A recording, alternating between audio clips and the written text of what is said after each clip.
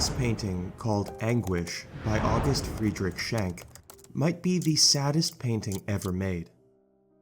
It depicts a mother sheep crying out in the cold wind for her fallen baby, surrounded by a circle of hungry crows prepared to feast on its corpse.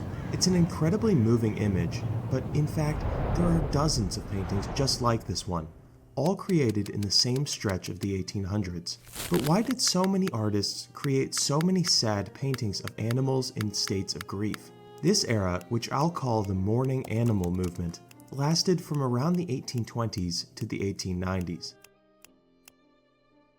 There are outliers, but this period is when paintings like this one, titled The Dead Miner, were most popular.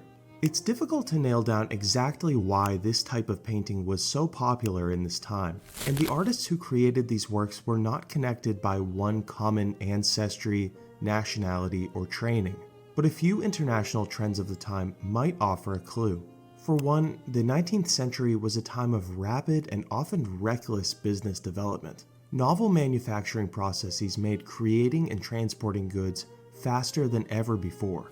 This led to the spread not only of new inventions, but also of new ideas, like those contained in Charles Darwin's The Expression of the Emotions in Man and Animals, which tied the emotions of humans to those of animals like dogs. The flip side of this rapid industrialization, however, was that while technology was quickly modernizing, its effect on health was often negative, and it strained a medical system that was still quite primitive. Black smoke plumed over factories, while below, the people working them had to deal with cholera, smallpox, typhus, and yellow fever. At the same time, not all deaths were because of illness. Across Europe, tectonic political shifts were taking place, and this may have contributed to a mood of reflection among artists of the time. It's possible that this was a time of mourning, and it's often easier to empathize with an innocent animal than a person with whom one has significant differences.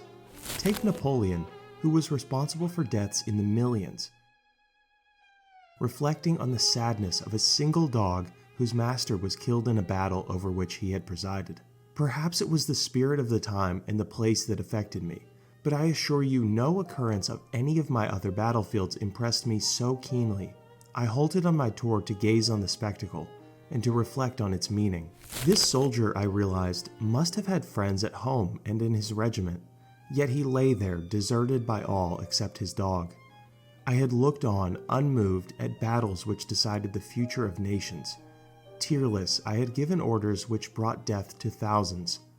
Yet here I was, stirred, profoundly stirred to tears.